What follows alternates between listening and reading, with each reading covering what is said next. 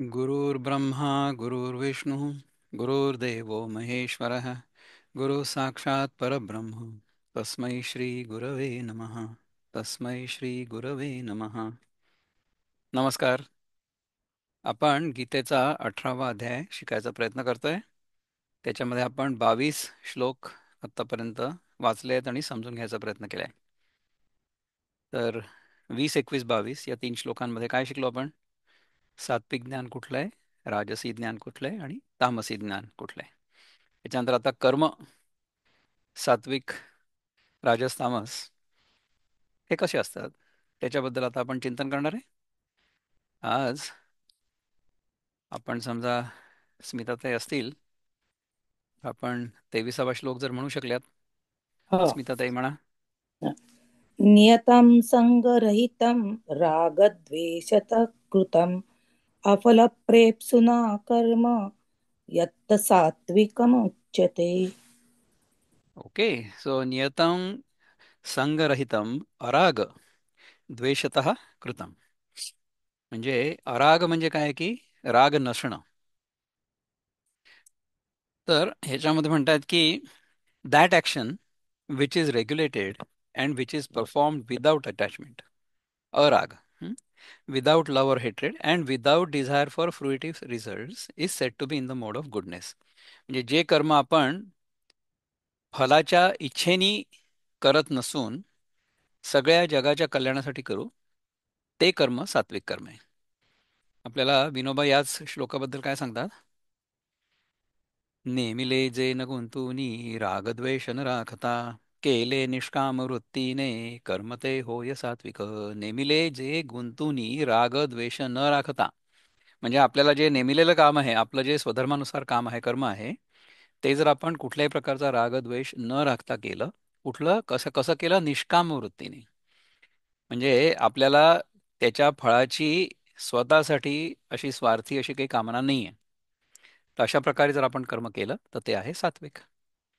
त्याच्यासाठी मुक्तछंदामध्ये आपले बंधू म्हणतात, किशोर कुलकर्णी, ते म्हणतात की जे कर्म करावे फलाशे विरहित, कर्तेपणाचा भाव न बाळगित, आसक्ती वा तिरस्कार नसावे, सात्विक कर्म त्यास म्हणावे.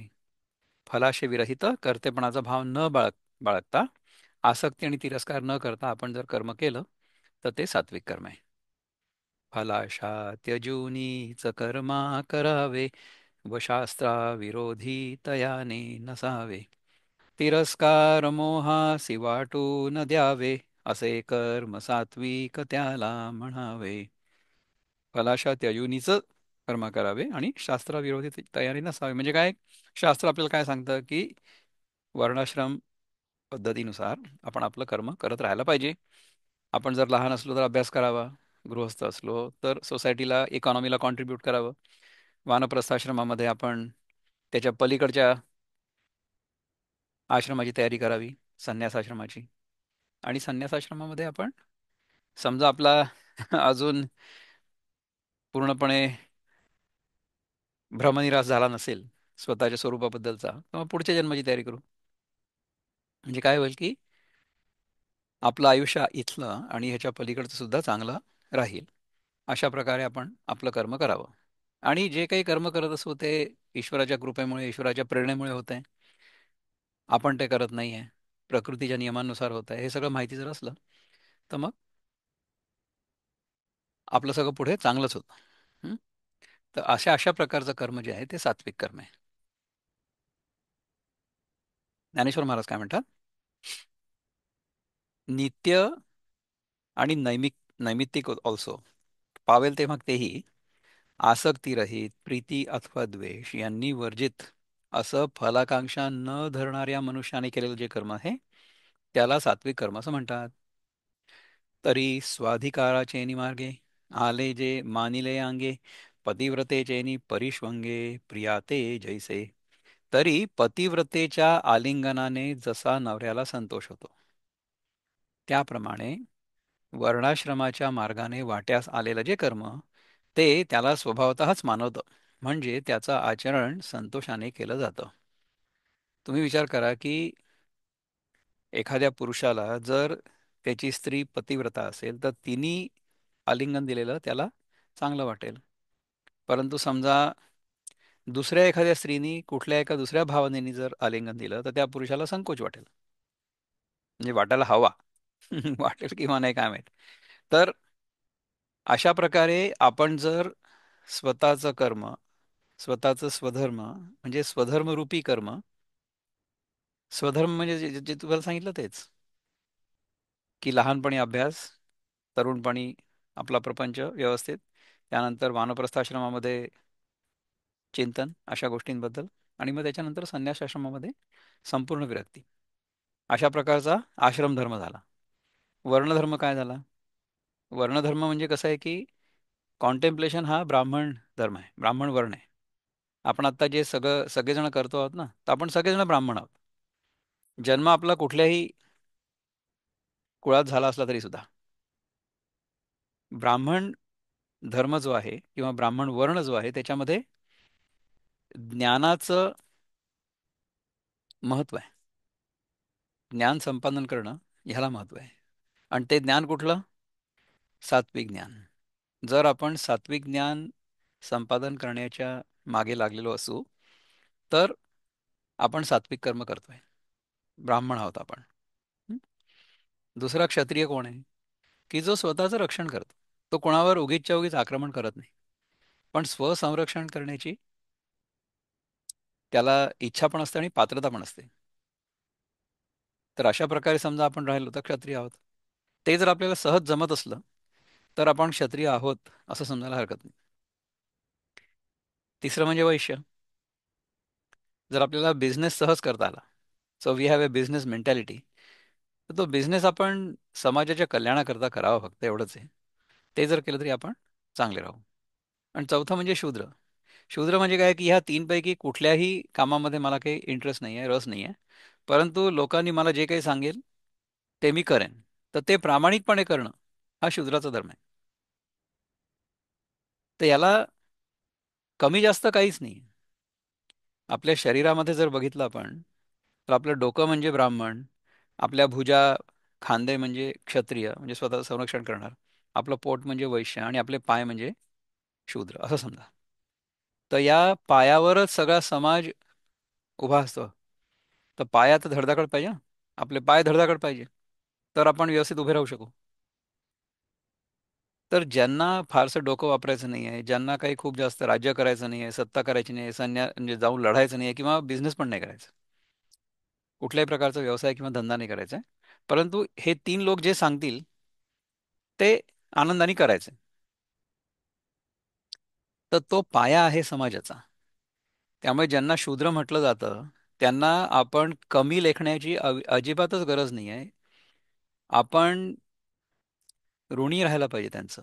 आपले जे पंतप्रधान आहेत ना, ते काय करतात की कुठलाही प्रकल्प पूर्ण झाला, त्याचं उद्घाटन करायला गेले की तो प्रकल्प ज्या कारागिरांनी उभा केला त्या सगळ्यांना जाऊन ते भेटतात किंवा त्यांचा ते सत्कार करतात. संसद ज्या लोकांनी बांधली ना, ज्या मजुरांनी, त्या मजुरांसोबत ते खाली जाऊन जमिनीवर बसले आणि जेवले, आपले पंतप्रधान. हे काय दर्शवतं? हे दर्शवतं की जो शूद्र वर्ण आहे, जाती नाही, जाती नाही, वर्ण, तर तो आत्ता आपले पंतप्रधान जे आहेत ना ते आहेत क्षत्रिय.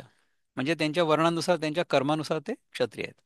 त्यांचा जन्म कुठल्या तरी दुसऱ्या कुळात झाला होता किंवा कायद्यानुसार जी काही जाती आहे त्याच्यामध्ये झाला होता, त्याच्याशी काही घेणं देणं नाही.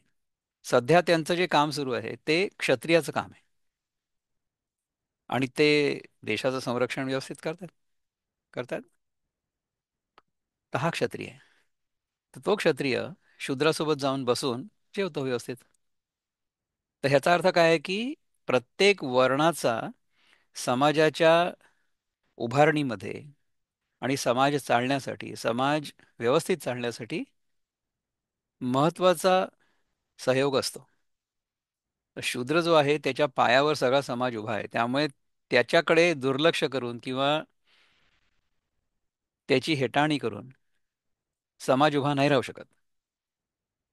तर आपण शूद्रांचा सन्मान करणं हे प्रत्येक तिन्ही वर्णांच्या लोकांचं काम आहे. पण आपल्या इथे मानसिकता अशी झालेली आहे की शूद्र म्हणजे खालच्या जातीचे. असं नाही आहे. शूद्र हे कर्मानुसार आणि मनोधारणेनुसार होत असतं. माइंडसेट, आपली मनस्थिती कशी आहे, किंवा आपल्याला काय करायला आवडतं किंवा काय करायला सहजपणे जमतं. आणि आपल्या स्वतःच्या जीवनात जरी आपण बघितलं तरी सुद्धा आपण जेव्हा घराची स्वच्छता करतो ना आपल्या स्वतःच्या, आज सकाळी मी आमचं गराज झाडलं, तेव्हा मी स्वतः शूद्र होतो. त्याच्यानंतर आत्ता आपण हे जे चिंतन करतो आहोत तेव्हा मी स्वतःच ब्राह्मण आहे. आणि माझ्या नकळत माझं शरीर स्वतःची रक्षा करते. वातावरणामध्ये जे काही जीवाणू असतील, विषाणू असतील त्यांच्यापासून. So my body is taking care of itself or protecting itself from the pathogens I am constantly bombarded by or bombarded with. हे सगळे जे जीवाणू विषाणू असतात ना, जे आपल्यावर सारखे आक्रमण करतात, त्यांच्यापासून आपलं शरीर स्वतःचं रक्षण नेहमीच करतं, आपोआप करतं. तर मीच क्षत्रिय आहे. आणि जेव्हा मी एखादी गोष्ट करतो आणि त्याच्या बदल्यात मला काहीतरी हवं असतं, तेव्हा मीच वैश्य असतो. वैश्य म्हणजे ट्रान्झॅक्शनल. समजा मी एखादी गोष्ट केली तर ह्याच्या बदल्यात मला अमुक काहीतरी मिळावं. I do this and I get something in return. मग त्याच्यामध्ये समजा मी ब्राह्मण कुळात जन्माला आलेलो असेन आणि मी एखाद्या क्षत्रियाच्या किंवा वैश्याच्या कंपनीमध्ये जाऊन नोकरी करत असेन, तर मी सकाळी जाऊन संध्याकाळी परत येतो आणि महिन्याच्या शेवटी पगार घेतो. याचा अर्थ काय आहे की मी काहीतरी सेवा दिली आणि मी त्याच्या बदल्यात काहीतरी पगार घेतला. वेतन, वेतन घेतलं. याचा अर्थ काय झाला की आय हॅव गिव्हन समथिंग आणि I have taken something back. ह्याला वैश्यच म्हणतात. तर आपण सगळे वैश्य आहोत.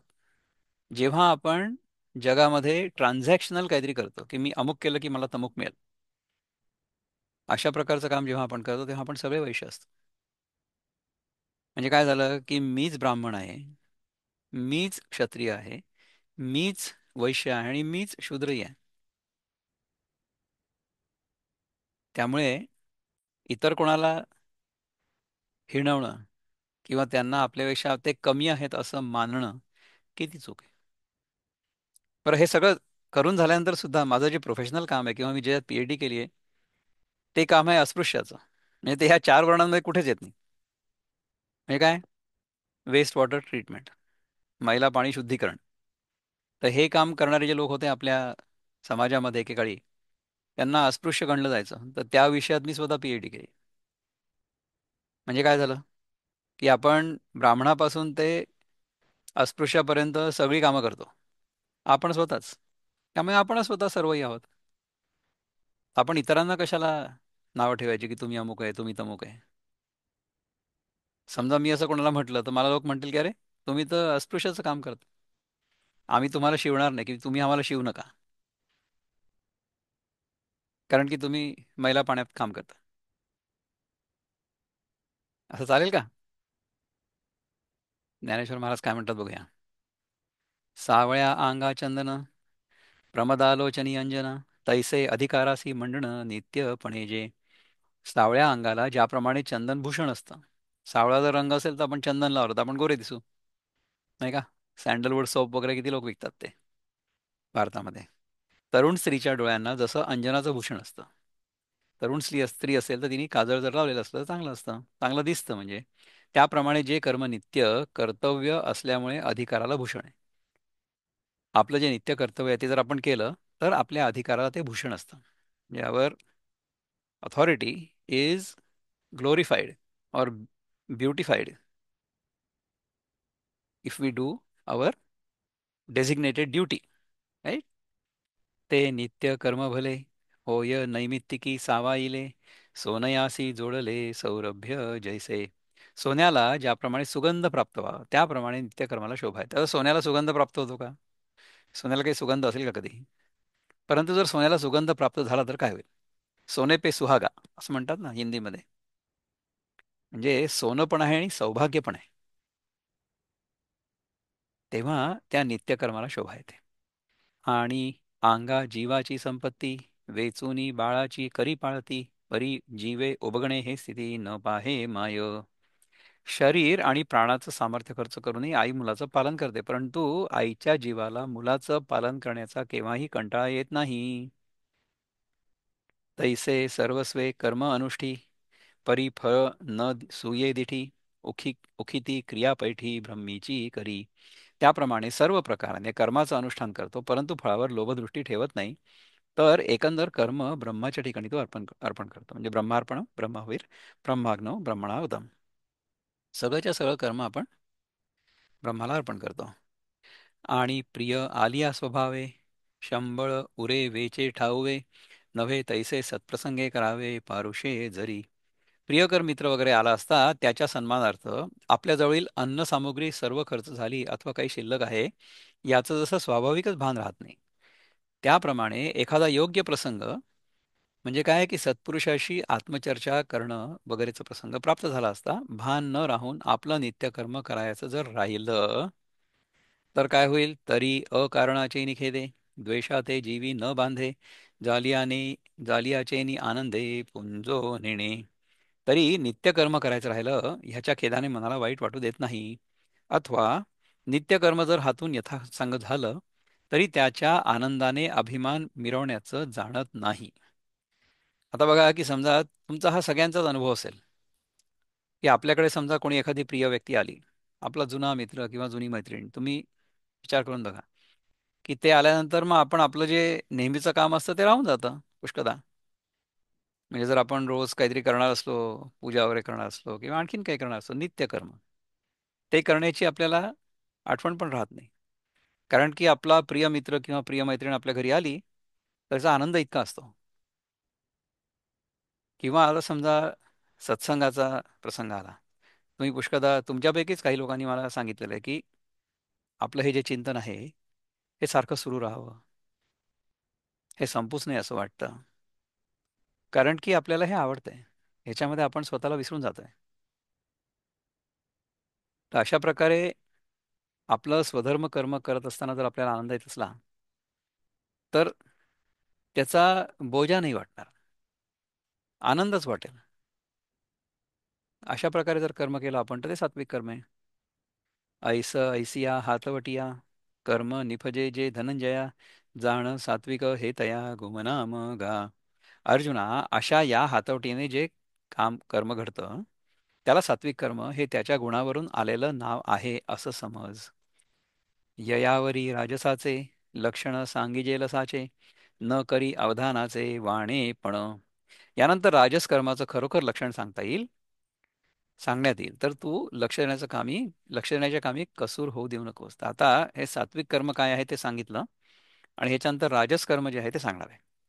तर सात्विक कर्माबद्दल कोणाला काही शंका आहे का आता, की काय सात्विक कर्म आहे? आपल्याला जे सहज करावंसं वाटतं, सहज करावंसं काय वाटेल की जशी आपली मनस्थिती, जशी आपली जडणघडण असेल मनाची, किंवा जसा आपला परिवेश असेल, आपण ज्या कुटुंबात जन्माला आलो, आपण ज्या समाजात जन्माला आलो, आपण ज्या परिस्थितीत जन्माला आलो, त्यानुसार आपल्याला काय करायला सहजपणे आवडतं आणि चांगलं वाटतं, चांगलं होतंही आपल्या हातून, चांगलं घडतं आपोआप, तर ते आपण करावं. तर जसं आपण आश्रम पद्धतीनुसार बघितलं की लहानपणी आपली बुद्धी तल्लख असते, तेव्हा आपण शिकावं. त्यानंतर आपल्यामध्ये तारुण्यामध्ये उत्साह असतो, ऊर्जा असते, तर तेव्हा आपण समाजासाठी काहीतरी चांगलं करावं. वानप्रस्थाश्रमामध्ये ऊर्जा तेवढी नसते, असली तर फार चांगली गोष्ट आहे. पण जी ऊर्जा असेल त्यांनी जर आपल्या मुलांनी आपल्याला विचारलं आणि त्यांची जर इच्छा असली तर आपण त्यांची मदत करावी. जर आपल्या मुलांनी आपल्याला नाही विचारलं आणि त्यांची जर इच्छा नसली तर आपण त्यांच्या जीवनातनं अलगदपणे दूर व्हावं आणि वानप्रस्थ छान आपल्या मनाने आनंदाने घालवावा. उगीच आपल्या मुलांच्या प्रपंचामध्ये लुडबुड करू नये. हे वानप्रस्थाश्रमाचं लक्षण आहे. आणि मग संन्यस्त वृत्तीने राहावं. वानप्रस्थ म्हणजे जंगलात जाऊन राहायची गरज नाही, आणि संन्यासी म्हणजे भगवे कपडे घालण्याची गरज नाही, परंतु तशा वृत्तीने राहावं नेहमीच. हे महत्वाचं आहे. अशा प्रकारे आश्रम धर्म जर आपण पाळला, आणि वर्ण जो आहे तो इट डझंट मॅटर, आपण सगळेजण ब्राह्मण, क्षत्रिय, वैश्य, शूद्र असतो. ह्या सगळ्या जाणीवेत राहून आपलं स्वधर्मरूपी कर्म नेहमी करत राहणं, हे सात्विक कर्म आहे. Any doubt? No? Shall we go to राजस कर्म? Sameer Supanekar, wonderful, go ahead, बोला. अ, ऐकू येते का दादा? बिलकुल येत आहे, गो हेड. अ, काही मागच्या वर्षापूर्वी आईला इन्कम टॅक्स नोटीस आली होती की तुम्ही टॅक्स भरलेला नाहीये, तुम्ही टॅक्स चुकवलाय, आणि हा टॅक्स भरा, 3 महिन्यात नाही भरला तर तुम्हाला 3 महिने जेल होईल, असं मला आढळून आलेलं आहे की तुम्ही टॅक्स कमी भरलाय. ओके. तर आम्ही प्रयत्न केला की टॅक्स कसा कमी होईल, आणि मग जो म्हणजे भरावा लागेल म्हणजे तो भरला. तर टॅक्स चोरी करणं हे कशा याच्यामध्ये येतं? टॅक्स चोरी हे राजसिक करणं, याच्यामध्ये येतं का तामसिक, किंवा अवॉइड करणं, काय म्हणतात त्याला? नाही, तुम्ही कायद्यानुसार जर सगळा व्यवस्थित टॅक्स भरला, सगळेजण म्हणजे जसं भरणं आवश्यक आहे तसा, तर तुम्ही सात्विक कर्म करतात. तुम्ही जर ते पैसे वाचवायचा प्रयत्न केला, ते जर जोपर्यंत तुम्ही कायद्यानुसार करताय, तोपर्यंत तुम्ही राजसी कर्म करताय, कारण की स्वतःसाठी तुम्ही अच्छा. काहीतरी तो पैसा वाचवताय ना. परंतु जर तुम्ही जाणून बुजून टॅक्स चुकवला, तर मग ते तामसी कर्म झालं. अच्छा. तुम्ही पण हा व्यवस्थित जर पैसा सगळा आईला बाबां हा पैसा सगळा म्हणजे हा पैसा आईला सगळा बाबांकडून मिळाला नाही, कारण का आई तर नोकरी करत नव्हती, एअर इंडियामध्ये होती. हा मग हा आई म्हणजे काय म्हणते, ब्राह्मणी ऍक्शन आहे का, सात्विक आहे, राजसिक आहे? हा, आईने आता प्रत्येक वेळा जाणून बुजून केलं तर ते आय थिंक दॅट इज आता मला जे सुचलं ते मी सांगितलं आता, की जर आपण बरोबर. कायद्याप्रमाणे जर टॅक्स भरला, तर आपण सात्विक कर्म करतोय. आपण जर कायद्यानुसार पैसा वाचवला किंवा टॅक्स वाचवला, तर ते राजसी कर्म आहे. आणि आपण जर हा. मुद्दाम टॅक्स बुडवला, तर मग आपण तामसी कर्म करतो. हा. हा. ठीक आहे. अच्छा. म्हणजे तामसिक म्हणजे वाईट असतं असं असतं का? नाही, तुम्ही कायद्यानुसार समजा पैसा वाचवला, तर ते राजसी झालं ना, कारण की तुम्ही स्वतःच्या चैनीसाठी म्हणा, किंवा स्वतःला तो पैसा पाहिजे म्हणून, त्याच्यासाठी म्हणून तुम्ही तो वाचवला काहीतरी करून, आणि कायद्यानुसार वाचवला. म्हणजे आपण काय असं कायदा मोडायला नाही सांगत आहे. आणि ते तर मी स्वतः पण केलेलं आहे, की समजा आपण LIC मध्ये जर पैसे भरले, तर मग आपल्याला काहीतरी टॅक्स ब्रेक मिळतो. तर this is completely legal, so why not do it. पण दुसरं कसं आहे माहिती आहे का, की जेव्हा आपण अशा प्रकारे पैसा गुंतवतो, तेव्हा तो पैसा गुंतवलेला जो आहे ना, तो देखील राष्ट्राच्या निर्मितीसाठीच वापरला जातो. त्यामुळे एका दृष्टीने ते चांगलंच आहे. म्हणजे त्यासाठीच टॅक्स ब्रेक्स दिले जातात.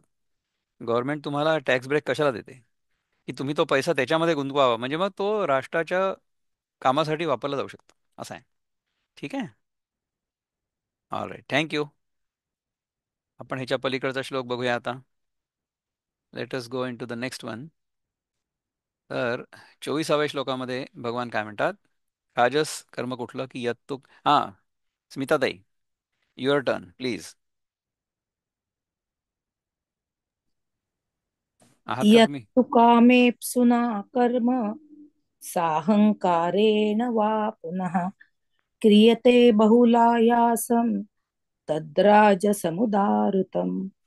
करेक्ट. राजस कर्म जे आहे ते म्हणजे action performed with great effort by one seeking to gratify his desires and enacted from a sense of false ego. म्हणजे अहंकार जर असला तर त्याच्या समाधानाकरता किंवा त्याच्या इच्छेकरता, त्याच्या कामनापूर्ती करता समजा आपण कर्म केलं तर ते राजस कर्म आहे. दॅट इज कॉल्ड राजस कर्म. Action in the mode of passion. धरुनी कामना चित्ती जे अहंकारपूर्वक केले महाखटाटोपे कर्म ते होय राजस. आपण जर खूप खटाटोप केला कामना चित्ती धरून आणि अहंकारपूर्वक की मी करणार आहे म्हणजे कर्ताभाव ठेवून, तर ते राजस कर्म आहे. मुक्तछंदामध्ये काय म्हणतात? त्या कर्मास राजस म्हणत जे केले असे फलाशा सहित मी करता हा भाव बाळगुनी जे केले अति आयास घेऊनी. आपण खूप खटाटोप केला म्हणजे कर्म केलं तर ते राजस झालं. आपुल्याची इच्छांची पूर्ती करावी म्हणूनच सारी ही कर्मे करावी. बसायास करते पणासी धरीत असे कर्म तेची रजाच्या गुणात. असं हे रजोगुणी कर्म जे आहे त्याच्याबद्दल ज्ञानेश्वर महाराज काय म्हणतात? कर्म फलेच्छू अथवा अहंकारयुक्त मनुष्याकडून जे मोठ्या प्रयासाने कर्म करण्यात येतं त्याला राजस कर्म असं म्हणतात. म्हणजे मी करता आहे आणि मी हे सगळं करतो आणि मला हे सगळं पाहिजे म्हणून जे मी कर्म करतो ते सगळं राजस कर्म आहे. स्वार्थासाठी केलेलं कर्म राजस कर्म आहे. तरी घरी माता पितरा धडबोली नाही संसारा येर विश्वभरी आदरा मूर्खू जैसा. तर जसा एखादा मूर्ख मनुष्य घरी आईबापाशी व्यवहारात नीट बोलत देखील नाही परंतु जगतातील इतर माणसाशी मात्र प्रेमाने वागतो. आपल्या सगळ्यांमध्ये अशा प्रकारचा दुर्गुण असू शकतो. आपण स्वतःकडे बघावं अवश्य आणि आपल्याला जे काही आपल्या क्षमतेनुसार करता येऊ शकतं ते सगळं करावं. का तुळशीची या झाडा दुरुनी न घापे सिंतोडा द्राक्षीची या तरी बुडा दूधची लाविजे. अथवा तुळशीच्या झाडाला दुरून पाण्याचा शिंतोडा घालत नाही आणि द्राक्षाच्या बुडाला तर रोज दूधच लोटीत असतो. म्हणजे कसं की तुळस जी आहे ना तिचा द्राक्षा इतका पैशाने लाभ होणार नाही. त्यामुळे द्राक्षाच्या झाडाला आपण दूध लोटत असू. म्हणजे अर्थात लिटरली नाही घ्यायचं हे. ज्याच्यामधनं आपल्याला चांगलं फळ मिळेल त्याच्यावर आपण जास्त लक्ष केंद्रित करू आणि ज्याच्याने तेवढं नाही मिळणार फळ त्याच्यावर तेवढं लक्ष केंद्रित नाही करणार. तैसी नित्य नैमित्तिके कर्मे जे आवश्यके तयाचे विषयी न शके बैसला उठू. त्याप्रमाणे नित्य नैमित्तिक कर्म जी अवश्य आचरणीय आहेत ती करण्याकरता बसलेला उठू देखील शकत नाही. जे आपल्याला करायला पाहिजे ती करत नाही कामं परंतु ज्याच्यामध्ये फायदा होतोय तीच करणार फक्त. येरा काम्याचे नि तरी नावे देह सर्वस्व आघवे वेचिताही न मनवे बहु वैसे. इतर काम्य कर्मांच्या नावानी तर धन देह वगैरे सर्व खर्च करीत असताही आपण फार खर्च केला असं त्याला वाटत नाही कारण की त्यातनं काहीतरी लाभ मिळणार आहे ना. अगा देवढी वाढी लाहिजे तेथ मोल देता न धाईजे पेरिता पुरे न म्हणजे बीज जेवी. अरे अर्जुना जिथे वाढीदिढीची प्राप्ती होते तिथे द्रव्य देताना तृप्ती होत नाही अथवा ज्याप्रमाणे बीज पेरीत असता पुरे म्हणवत नाही. म्हणजे आपण इन्व्हेस्टमेंट जेव्हा करतो जेव्हा आपल्याला माहिती आहे की त्या इन्व्हेस्टमेंटमधून आपल्याला पुष्कळ रिटर्न्स मिळणार आहेत तेव्हा ती इन्व्हेस्टमेंट केल्याचं आपल्याला वाईट नाही वाटत. का परिसु आलिया हाती लोहा लागी सर्व संपत्ती वेचिता ये उन्नती साधकू जैसा. अथवा परीस हाती आल्यानंतर लोखंड विकत घेण्याकरता सर्व संपत्ती खर्च करताना जसा पैसा हे ज्याचं साध्य आहे अशा साधकास उत्साह वाटत असतो. आपल्या हातात जर परीस आला तर आपण लोखंड विकत घेऊ ना. तर लोखंड विकत घेण्यासाठी आपल्याला पैसा खर्च करावा लागेल. तर तो खर्च करताना आपल्याला आनंद होईल कारण की त्या सगळ्या लोखंडाचं आपण सोनं बनवणार आहे आपल्या हातामध्ये परीस आहे म्हणून. तैसी फळे देखोनी पुढे काम्य कर्मे दुवाळे करी परी ते थोकडे केलेही मानी. त्याप्रमाणे पुढे प्राप्त होणारी कर्माची फळं पाहून कठीण अशी काम्य कर्मे करतो परंतु ते केलेलेही अगदीच थोडे झाले असं समजतो. काम्य कर्म करताना जे कष्ट होतात ते कष्ट आपल्याला काहीच वाटत नाही कारण की ते कर्म केल्यानंतर आपली कामना पूर्ण होणार आहे आपल्याला चांगलं फळ मिळणार आहे असं होईल ना. तेणे फळ कामुके यथाविधी नेटके काम्य कीजे जेतु इजे तितुके क्रिया जात. त्या फलाची इच्छा करणाऱ्याकडून जितकी म्हणून काम्यकर्मे आहेत तितकी शास्त्राने सांगितलेल्या विधीप्रमाणे बरोबर केली जातात. म्हणजे आपण यज्ञ सुद्धा करू, कारण की यज्ञ केल्यानंतर आपल्याला त्याचं फळ मिळेल. पुत्रकामेष्टी यज्ञ करू किंवा अश्वमेध यज्ञ करू. हं? आणि तया ही केलियाचे तोंडी लावी दौंडीचे कर्मी या नावपाठाचे वाणे सारी. आणि ते काम्यकर्म केल्याचेही लोकात दवंडी देऊन प्रसिद्ध करतं की मी हे काम केलं म्हणून. ते असं की मी एक अमुक कर्म केलं अशा या नावाचा उच्चार करून केलेल्या कर्माचे सर्व प्रकार संपवून टाकतो, म्हणजे काय व्यर्थ घालवतो. आपण जर काहीतरी चांगलं काम केलं आणि लोकांना जर सांगितलं त्याच्याबद्दल, तर मग त्याचं जे महत्त्व असतं किंवा त्याचं जे पावित्र्य असतं ते चाललं जातं. तैसा भरे कर्माहंकारू मग पिता अथवा गुरु ते न मनी काळजवरू औषध जैसे. तसा त्याला मी कर्म करणारा असा गर्व चढतो. मग बाप अथवा गुरु त्यांना तो मानत नाही. त्याप्रमाणे ज्याप्रमाणे काळजवर औषधाला मानत नाही. काळजवर म्हणजे काय आहे की आता we have a terminal illness. आता ह्या आजारामध्ये आपण मरणार आहे, म्हणजे आपला देहांत होणार आहे. तर अशा प्रकारचा जर ज्वर आला, काळा ज्वर, तर त्याला औषधाला मानणार नाही. तो औषध काही दिलं तरी सुद्धा काही त्यांनी फायदा होणार नाही. तैसेनी साहंकारे फळाभिलाषी नरे कीजे का आदरे कीजे गा आदरे जे जे काही. तसा त्या अहंकाराच्या भरात फलाची इच्छा धरणारा मनुष्य जे जे काही आदराने करतो, परी तेही करणे बहुवसा वळघोनी करी सायासा जीवनोपावो का जैसा कोल्हाट यांचा. परंतु ते करणं देखील पुष्कळशा सायासांवर स्वार होऊन करतं. म्हणजे काय की थोड्याशा फायद्याकरता जीवापाड कष्ट करतं. ते कसं, तर ज्याप्रमाणे कोल्हाट्यांचा पोट भरण्याचा धंदा असतो त्याप्रमाणे. आता हे कोल्हाटे म्हणजे कोण हे मला माहित नाही. जर तुम्हाला कोणाला माहिती असेल तर कोल्हाट्यांचा पोट भरण्याचा धंदा म्हणजे काय, this you can explain to me. Does anybody know? आठवत सांगा.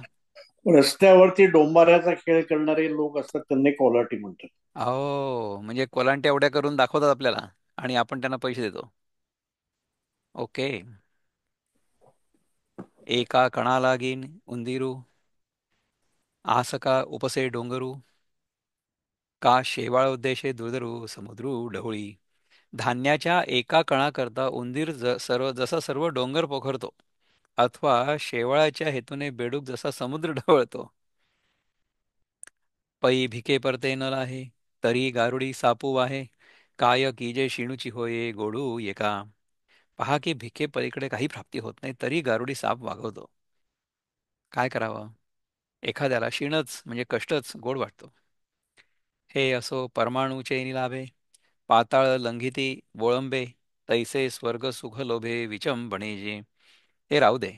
परमाणूच्या लाभाकरता ज्याप्रमाणे वाळवी पाताळाचं उल्लंघन करते, म्हणजे आपण कर्म खूप करतो आणि आपल्याला फळ खूप छोटं मिळतं, त्याप्रमाणे स्वर्गसुखाच्या लोभाने एकसारखं जे श्रम करणं त्याला काय म्हणतात, ते काम्य कर्म सकलेश जाणावे येथ राजस आता चिन्ह परिस तामसाचे. ते त्रासाने भारलेलं काम्यकर्म इथे राजसकर्म असं समजावं. तर अशा प्रकारे हे राजसकर्म आहे. आणि आता तामस कर्माचं काय लक्षण आहे हे आता आपल्याला भगवान सांगणार आहे. तर राजसकर्म काय आहे हे आपल्याला कळलं असेल अशी मी आशा करतो. कोणाला जर काही प्रश्न असला तर तुम्ही मला सांगा. कोणाला काही प्रश्न आहे का याच्याबद्दल? राजसकर्म कुठलं?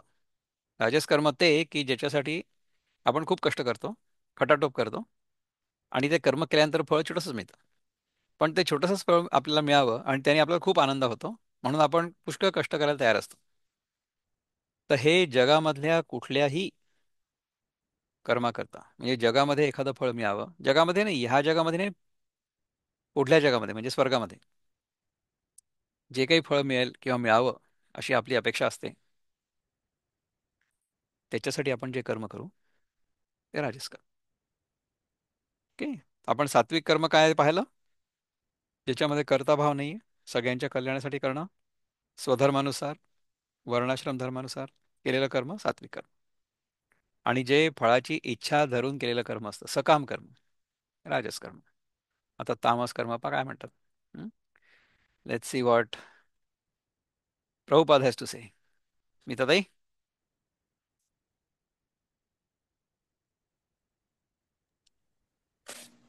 अनुबंधं क्षयं हिंसाम् अनपेक्ष च पौरुषम. अनपेक्ष च पौरुषं मोहादारभ्यते कर्म यत् तामसमुच्यते. Very good. Anubandham shayam himsam अनपेक्ष च. That action performed in illusion in disregard of scriptural injunctions म्हणजे शास्त्र विहित नसलेलं कर्म and without concern for future bondage or for violence or distress caused to others is said to be in the mode of ignorance. मुद्दाम जर आपण कोणाला त्रास दिला जाणून बुजून तर तो तामस कर्माचा आहे. विनाश वेच निष्पत्ती सामर्थ्य ही न पाहता. विनाश वेच निष्पत्ती. हं? आरंभिलेची जे मोहे कर्म ते होय तामस. विनाश वेच निष्पत्ती. आपण जर काही कर्म केलं तर त्यांनी समजा विनाश होत असेल तर आणि सामर्थ्यही न पाहता आपण काहीही कर्म करतो. आरंभिले जे मोहे मोहानुसार जर आपण कर्म ते आरंभलं म्हणजे काय आहे की आपल्याला आपलं सामर्थ्य काय आहे किंवा आपण कोण आहोत हे माहितीच नाही आहे. आपण भलतंच काहीतरी आहोत स्वतःला असं समजतोय. म्हणजे काय आहे की आपण स्वतःला देह समजतोय आणि आपण देह समजलो स्वतःला इतरांना देह समजलो तर आपण इतरांना त्यांच्या देहाला त्रास पण न देऊ ना. म्हणजे जे लोक इतर जीवांना मुद्दाम त्रास देतात किंवा नाहक त्रास देतात काही कारण नसताना त्रास देतात ते सगळं कर्म जे आहे ते तामस कर्म आहे. मुक्तछंदामध्ये काय म्हणतात? कर्म ते तामसिक म्हणवित केले अज्ञानात दूरदृष्टीरहित नुकसानीची पर्वा न करता स्वतःचे सामर्थ्य न जाणता अविद्येतूनही असे कर्म केले व निष्पत्तीच्याही विचारा न केले स्वसामर्थ्य नाही विचारात घेत असे कर्म तेची तमाच्या गुणात. अविद्येतून केलं असं कर्म निष्पत्तीचाही काही विचार नाही केला जे मनात आलं ते करून टाकलं स्वसामर्थ्य पण नाही विचारात घेतलं हे सगळं तामस कर्म आहे. भावी परिणाम नाश प्राणीपीडा आणि आपलं कर्म करण्याचं सामर्थ्य याच्याकडे लक्ष न देता अविचाराने ज्या कर्माला आरंभ करण्यात येतो त्याला तामस कर्म असं म्हणतात. तरी ते गा तामस कर्म जे निंदेचे काळे धाम निषेधाचे जन्म साच जेणे. तरी जे निंदेचं काळं म्हणजे दोष असणारं वसचे स्थान आहे आणि ज्यामुळे निषिद्ध कर्माचे जन्म खरे सफल झाले आहेत अर्जुना ते तामस कर्म होय. जे पाठी काहीच न दिसे दिठी रेघ काढलिया पोटी तोयाचे जेवी. जे तामस कर्म उत्पन्न झाल्याबरोबर पाण्यावर रेघ काढली असता काही दिसत नाही हे निष्पन्न काहीच होत नाही तसं ज्याचं फळ दृष्टीला काही दिसत नाही तरी ते आपण कर्म करतो. का काजी घुसळलिया का राखोंडी फुंकलिया काही न दिसे गाळिलिया वाळू घाणा. अथवा ताकावरची निवळी घुसळली असता किंवा विझलेल्या कोळशावर फुंकर घातली असता किंवा घाण्यामध्ये वाळू गाळली असता काहीच निष्पन्न झालेलं दिसत नाही. ताकावरची निवळी जर आपण घुसळली तर काही त्यातनं लोणी निघेल का? ताकावरची निवळी म्हणजे समजा ताक पुष्कळ वेळ ठेवलेलं असलं ना तर मग निवळी म्हणजे वर त्याचं नुसतं पाणी पाणी राहतं आणि खालती सगळं त्याचं सॉलिड मटेरियल चाललं जातं. तर त्या वरच्या निवळीला जर आपण घुसळलं तर त्यातनं काही लोणी निघेल म्हणजे काय निष्पन्न काहीच होणार नाही. विझलेल्या कोळशावर जर फुंकर घातली तर पुन्हा ते पेटेल का? नाही पेटणार. घाण्यामध्ये वाळू गाळली असते म्हणजे घाण्यामध्येच आपण जेव्हा एखादं ऑइल सीड टाकतो शेंगदाणे किंवा आता सध्या फ्लॅक्सीड किंवा ऑलिव्ह ऑइल लोकांना खूप आवडतं ना तर अशा प्रकारच्या बिया घातल्या तर तेल निघेल. पण जर वाळू त्याच्यामध्ये घातली आपण तर काही निघेल का? तेल नाही निघणार. त्यामुळे निष्पन्न काहीच होणार नाही. नाना उपनिलिया भूस का विंधिलिया आकाश नाना मांडिलिया पाश वार यासी. अथवा भूस वाऱ्यावर धरणं अथवा आकाशाचं बाणाने भेदन अथवा वाऱ्याला धरण्याकरता फास लावणं हे शक्य आहे का? म्हणजे ह्यानी काही निष्पन्न होईल का? हे आघवेची जैसे वांझे होऊनी नासे, जे केलिया पाठी तैसे वायाची जाय. हे सर्वच जसं निष्फळ होऊन व्यर्थ जातं, त्याप्रमाणे जे तामस कर्म केल्यावर वाया जातं.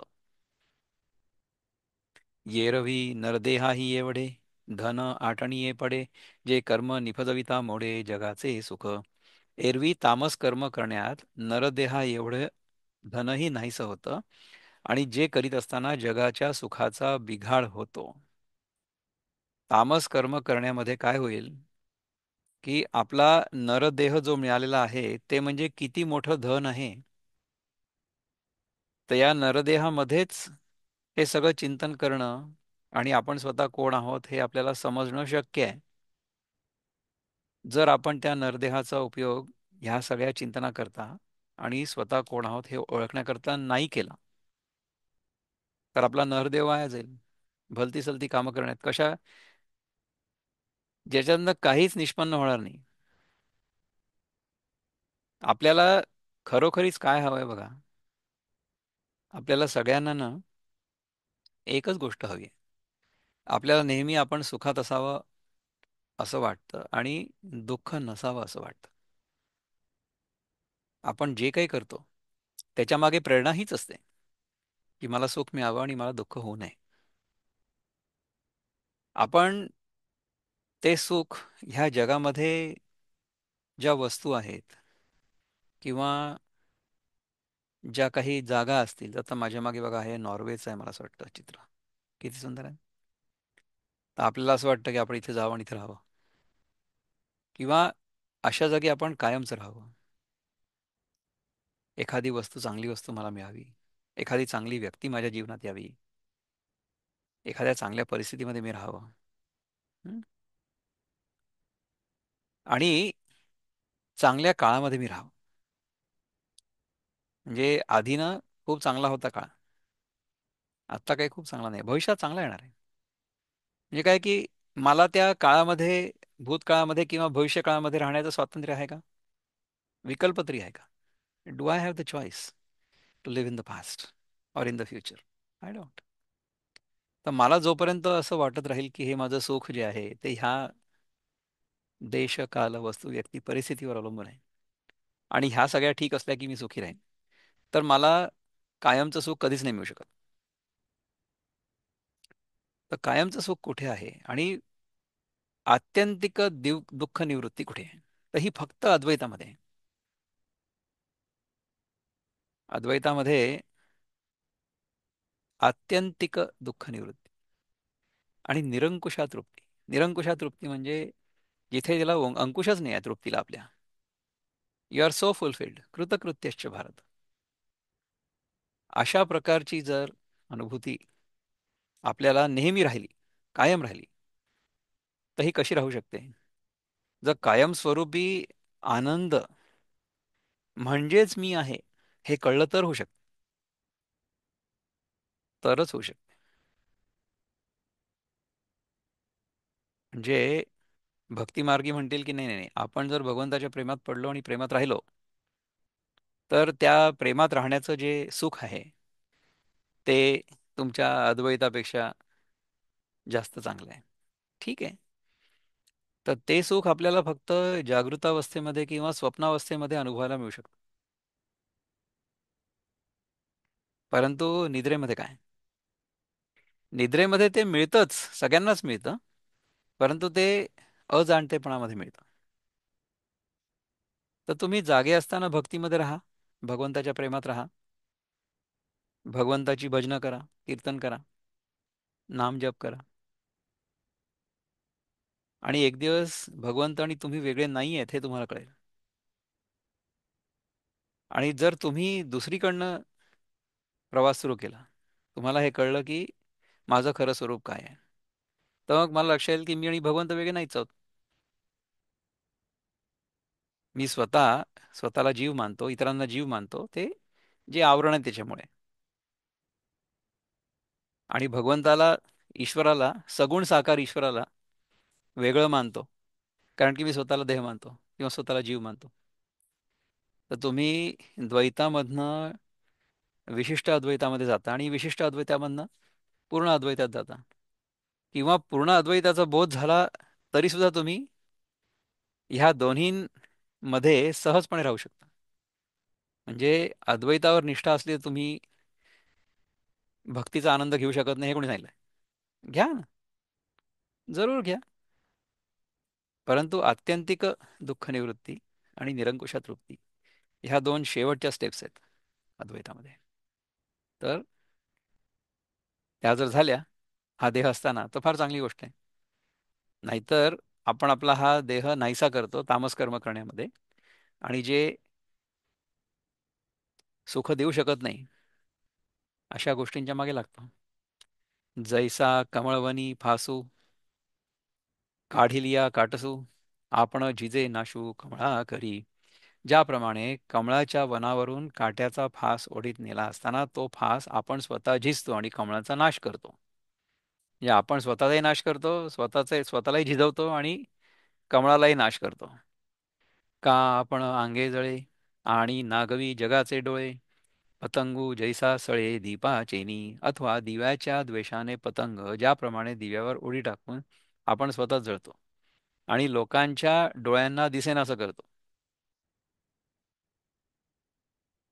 तैसे सर्वस्व वाया जावो, वरी देहाही होय घावो. परी पुढिला अपावो निफज विजय जेणे.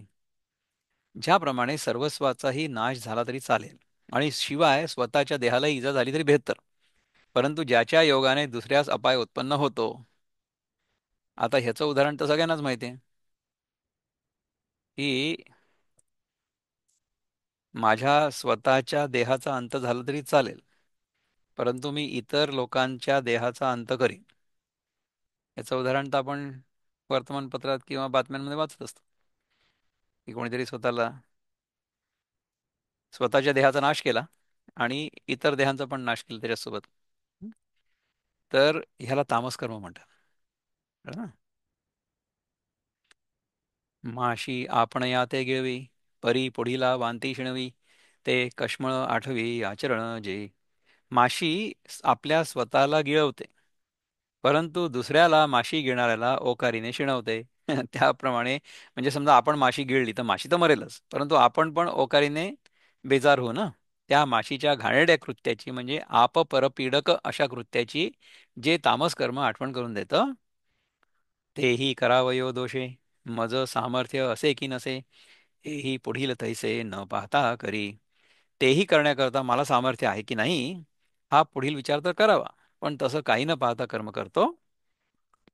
केवढा माझा उपावो, करिता कोण प्रस्तावो. केलियाही यावो काय येथ. माझं सामर्थ्य केवढं आहे, कर्म करीत असताना प्रसंग कोणता आहे, आणि कर्म केल्यावरही येथे काय प्राप्ती आहे. ये जाणीवेची सोय अविवेकाचे निपाये, पुसोनिया होये साठोप कर्मी. या विचाराचा मार्ग अविवेकाच्या पायाने पुसून मी हे कर्म करणार अशा अभिमानाने कर्म करण्यास उद्युक्त होतो. आपला वसवटा जाळुनी बिसाटे जैसावनी, का स्वमर्यादा घेऊनी सिंधू उठी. आपला आश्रय जाळून जसा अग्नी फैलावा, अथवा आपल्या मर्यादेचं उल्लंघन करून जसा समुद्र खवळावा. मग नेणे बहु थोडे, न पाहे मागे पुढे. मार्गामार्ग एकवढे कारित करीत चाले. मग तो अग्नी अथवा समुद्र थोडेफार जाणत नाही आणि मागे पुढे पाहत नाही. मार्ग आणि अमार्ग एकवट करीत चालतो. म्हणजे चांगला किंवा वाईट मार्ग बघत नाही, दोन्हींवर चालतो तो. तैसे कृत्याकृत्य सरकटित, आपपर नुरवित. कर्म होयते निश्चित तामस जाण. त्याप्रमाणे करायला योग्य किंवा अयोग्य असं कर्म रगडीत आपलं आणि परका याचा विचार न करता जे कर्म होतं ते खरोखर तामस कर्म आहे असं समज.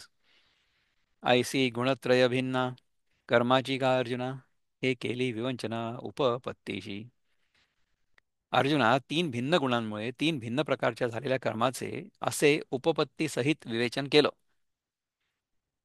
आता ययाची कर्मा भजता, कर्माभिमानिया करता, तो जीवो ही त्रिविधता पातला असे. आता ह्याच कर्माचं आचरण करत असताना कर्माभिमानी करता जो जीव तो देखील तीन प्रकारचा झालेला आहे. चतुराश्रम वसे एको पुरुषो चतुर्धा दिसे, कर्तया त्रैविध्य दिसे कर्म भेदे. ज्याप्रमाणे ब्रह्मचर्यादी अशा 4 आश्रमांच्या योगाने एक पुरुष 4 प्रकारचा दिसतो, त्याचप्रमाणे कर्माच्या 3 प्रकारांमुळे कर्ता सुद्धा 3 प्रकारचा झाला आहे. तरी तया तिही यातू सात्विक तव प्रस्तुतू सांगेन दत्तचित्तू आकर्णितू. परंतु त्या तिहींपैकी आता सात्विक करता काय आहे ते मी तुला सांगणार आहे, ते तू लक्ष देऊन ऐक. तशा प्रकारे आपण सात्विक कर्म, राजसी कर्म आणि तामसी कर्म या 3 प्रकारच्या कर्मांबद्दल ज्ञानेश्वर महाराजांनी आपल्याला समजावून सांगितलेलं आहे. ते समजायचा प्रयत्न केला. आपल्याला समजलं आहे की नाही? तामसी कर्म काय आहे हे कशाकरता समजवलं, की ते आपण करू नये म्हणून. तर आपल्या जीवनात जे लोक येतात, जे आपल्याशी वाईट वागतात, त्यांच्याकडून आपण काय न करावं ते शिकतो. म्हणून ते देखील आपले गुरुच असतात. म्हणजे राम हा देव आहे हे समजणं खूप सोपं आहे. परंतु रावणामध्ये सुद्धा तीच शक्ती कार्यरत आहे. रावणाकडून देखील आपण काही शिकू शकतो. अशी ज्याची वृत्ती आहे तो खरा साधक आहे. रामाकडनं तर आपल्याला काय करायचं ते शिकायचंच आहे, परंतु रावणाकडनं सुद्धा काय नाही करायचं ते शिकायचं. तर ह्या दोन्हींचा आपल्या जीवनामध्ये आपण लाभ जर करून घेतला तर आपण खरं रामायण शिकलो किंवा रामायणाचा बोध आपल्याला झाला असं होय. महाभारतामध्ये सुद्धा असंच आहे ना. अर्जुन इतका सगळा चांगला असून सुद्धा मोहवश तो त्याचं कर्तव्य करणार नाही असं सांगतो. भीष्म किती चांगले होते त्यांच्या वैयक्तिक आयुष्यात, त्यांचे पण काही दोष आहेत. द्रोणाचार्य किती चांगले गुरु होते, परंतु अर्जुनाला त्यांनी फेवर केलं है ना. तर असं असतं की चांगल्या लोकांमध्ये सुद्धा काही दुर्गुण असतात आणि जे दुर्जन असतात त्यांच्यामध्ये काही सद्गुण असतात. तर आपण लोकांमध्ये सगळ्यांमध्ये चांगलं बघावं, त्यांच्याकडनं चांगलं घ्यावं, चांगल्या गोष्टी काय कराव्या ते शिकावं. समजा कोणी वाईट करत असेल तर आपण त्यांच्याकडे दुर्लक्ष करावं. आपल्याकडनं जेवढं होतं तेवढं चांगलं वागण्याचा प्रयत्न करावा आणि काय करू नये हे शिकावं त्यांच्याकडनं. माझ्या जीवनात तर असे पुष्कळ प्रसंग आले आणि पुष्कळ व्यक्ती आल्या की ज्यांच्याकडनं मी शिकलो की काय नाही करायला पाहिजे, काय करायला नको हे शिकवणारे लोक माझ्या जीवनात खूप आले. आणि असं नाही की आपण एकदम परफेक्ट आहोत, पण तरी आपण आपला मार्ग स्वतः निवडावा. आपल्याला जे योग्य आहे ते वाटते ते करावं. सगळ्यांचं कल्याण होईल अशा प्रकारे आपलं आचरण किंवा आपले विचार असावेत. तसं असणं जर कोणाला आवडत नसेल तर ते आपल्याला नावं ठेवतील, परंतु त्याच्याकडे लक्ष न देता आपण जे चांगलं आहे ते करत राहावं. असं आहे. तर कोणाला काही प्रश्न असतील तर सांगा, नाही तर मग आता आपण आत्तापुरतं इथे थांबू आणि मग पुढच्या मंगळवारी पुन्हा भेटू. हं? ओम पूर्णमद पूर्णमिदं पूर्णमिदं पूर्णात् पूर्णात् पूर्णमुदच्यते पूर्णमुदच्यते पूर्णस्य. पूर्णस्य म्हणा तुम्ही स्मिताताई पूर्ण म्हणा. पूर्णस्य पूर्णमादाय पूर्णमेवावशिष्यते. ॐ शान्ति शान्ति शान्तिः. हरि ओम्. श्री गुरुभ्यो श्रीगुरुभ्यो नमः. नमः. हरि हरिः ओम्. ओम. नमस्कार.